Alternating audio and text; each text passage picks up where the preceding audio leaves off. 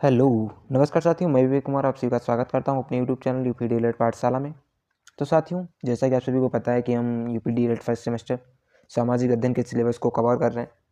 तो सबसे पहले मैंने बताया था कि आपको इसमें हम हिस्ट्री कवर करेंगे। तो हिस्ट्री का पहला टॉपिक है इतिहास का अर्थ, जो कि हम कुछ चीज़ें पहले ही समझ चुके हैं। अब आज हम इतिहास के कालखंड से कंटिन्यू करेंगे। तो देखते हैं इतिहास का कालखंड क्या है। इतिहास को समझने के लिए तो सबसे पहले हमने इसको कालखंड में डिवाइड किया है, पीरियड में जिसे बोलते हैं, ठीक है, ताकि कुछ आसानी हो जाए समझने में। तो देखते हैं इतिहास का कालखंड, इसको हमने 3 टाइप में डिवाइड किया है: प्राचीन इतिहास, एशियंट हिस्ट्री, मध्यकालीन इतिहास, मेडिवल हिस्ट्री, और आधुनिक इतिहास, मॉडर्न हिस्ट्री। ठीक है, तो सबसे पहले हम समझते हैं कि प्राचीन इतिहास क्या होता है। तो इसमें हम 2 पॉइंट लिखते हैं, मुख्य मुख्य पॉइंट। प्राचीन इतिहास को हम प्रारंभिक या प्रागैतिहासिक इतिहास भी कहते हैं। ठीक है, इजली से पॉइंट बन जाएगा। प्राचीन इतिहास को हम प्रारंभिक या प्रागैतिहासिक इतिहास भी कहते हैं। इस काल का पॉइंट नंबर सेकंड हमारा, इस काल का मानव पढ़ा लिखा नहीं था। ठीक है, इस काल का मानव पढ़ना भी नहीं जानता था और लिखना भी नहीं जानता था। ठीक है, राइट। अब हम देखते हैं सेकंड पॉइंट, मध्यकालीन इतिहास। और देखते हैं मध्यकालीन इतिहास क्या होता है। इसके बारे में 2 पॉइंट लिख लेते हैं। मध्यकालीन इतिहास, पॉइंट नंबर 1 है, इस काल का मानव पढ़ना लिखना जानता था, लेकिन जो साक्ष्य मिले हैं ना मध्यकालीन इतिहास में, उसे अभी तक पढ़ा नहीं जा सका है। इस काल के मानव ने, इस काल में जो लिखित सामग्री मिली है उसे पढ़ा नहीं जा सका है। मतलब इस काल का जो मानव था, मध्यकालीन का, वो पढ़ना और लिखना तो जानता था, लेकिन जो साक्ष्य मिले थे वो क्या थे, पढ़े नहीं जा सके अभी तक। अगला देखते हैं आधुनिक इतिहास। इसको वर्तमान शताब्दियों का इतिहास भी कहते हैं। इसको क्या कहते हैं, वर्तमान शताब्दियों का भी इतिहास कहते हैं। इस काल के मानव ने विज्ञान व अन्य क्षेत्रों में तीव्र उन्नति की। इस काल के मानव ने विज्ञान व अन्य क्षेत्रों में तीव्र उन्नति की। ठीक है, अब हम आगे चलते हैं। अब हम देखेंगे भारतीय इतिहास के स्रोत। इसको मैंने, मतलब भारतीय इतिहास के जो स्रोत हैं कहाँ कहाँ से मिले हैं, तो इसको हमने 4 पार्टों में डिवाइड किया। 4 जगहों से हमें स्रोत प्राप्त हुए हैं: धार्मिक ग्रंथों से, ऐतिहासिक ग्रंथों से। धार्मिक ग्रंथों को हम अनैतिहासिक ग्रंथ भी कहते हैं, ध्यान रखना। पॉइंट नंबर 3 हमारा विदेशी यात्रियों एवं लेखकों के द्वारा विवरण से। 4th है पुरातत्व संबंधी विवरण। ठीक है, तो हम इनको बारी बारी से पढ़ेंगे। ठीक है, तो सबसे पहले हम देखेंगे अनैतिहासिक ग्रंथ एवं धार्मिक ग्रंथ।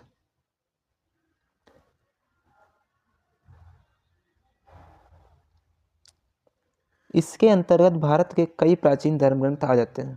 ठीक है, अनैतिहासिक ग्रंथ या धार्मिक ग्रंथ में क्या होता है, इसके अंतर्गत भारत के कई प्राचीन ग्रंथ आ जाते हैं। ये धार्मिक ग्रंथ निम्न प्रकार हैं: वैदिक साहित्य, बौद्ध साहित्य और जैन साहित्य। ठीक है, अब हम देखेंगे वैदिक साहित्य क्या है। वेद हिंदू धर्म के प्राचीनतम ग्रंथ हैं। वेद क्या है, हिंदू धर्म के प्राचीनतम ग्रंथ हैं। वेदों की संख्या कितनी है, वेदों की संख्या 4 है। ठीक है, पहला वेद हमारा ऋग्वेद, यजुर्वेद, सामवेद, अथर्ववेद। अब हम देखते हैं ऋग्वेद। ऋग्वेद क्या है, इसके बारे में कुछ इंपॉर्टेंट फैक्ट लिख लेते हैं। ये सबसे प्राचीनतम वेद, ऋग्वेद क्या है हमारा सबसे प्राचीनतम वेद है। देवी देवताओं के बारे में उल्लेख मिलता है। सफल जीवन जीने के तरीके, सफल जीवन जीने के तरीके, दुनिया की उत्पत्ति के बारे में,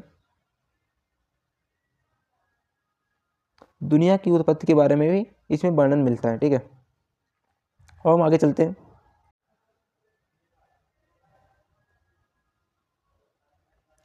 अब हम देखते हैं यजुर्वेद, हमारा सेकंड वेद है यजुर्वेद।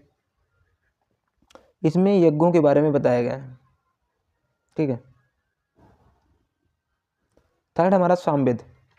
सामवेद में संगीत गायन से संबंधित वेद है, ठीक है, संगीत गायन से संबंधित वेद है सामवेद, ठीक है।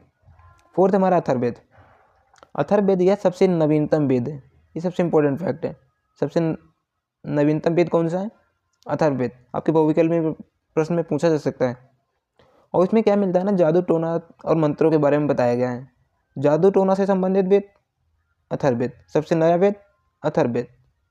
संगीत गायन से संबंधित वेद सामवेद। यज्ञों के बारे में जानकारी किस वेद में मिलती है? यजुर्वेद में।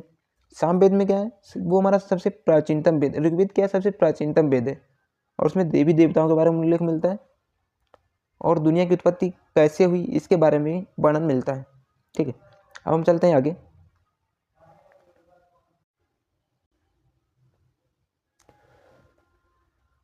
अब हम देखेंगे ब्राह्मण ग्रंथ क्या होते हैं। इसमें हमें यज्ञों एवं कर्म कांडों की विधि के बारे में पता चलता है।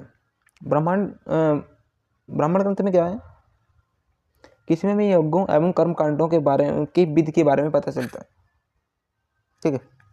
अब हम देखेंगे वेदांग। वेदांग की संख्या कितनी है? वेदांग की संख्या 6 है, ठीक है।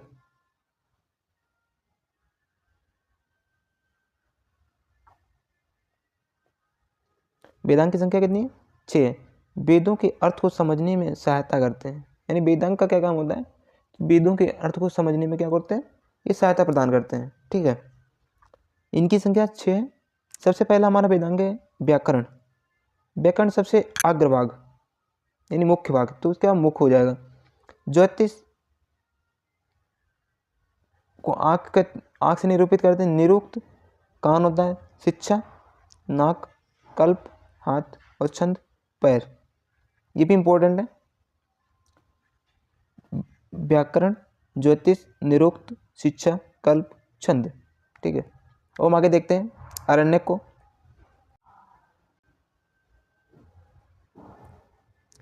आरण्यक जंगल या वनों में रहने वाले सन्यासियों के मार्गदर्शन के लिए। अरण्यक का अर्थ यह जंगल या वनों में रहने वाले सन्यासियों के मार्गदर्शन के लिए। नेक्स्ट पॉइंट है, इसमें गूढ़ विषय जैसे आत्मा, जीवन, मृत्यु के बारे में पता चलता है, ठीक है। इसमें आत्मा, मृत्यु के बारे में और जीवन के बारे में पता चलता है। उपनिषद की भाषा संस्कृत थी। उपनिषद की संख्या कितनी? 108 है, ठीक है।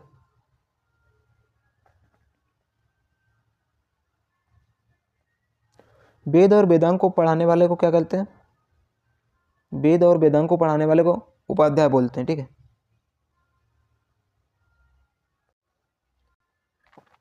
आज का हमारा लास्ट टॉपिक है पुराण। भारतीय ऐतिहासिक कथाओं का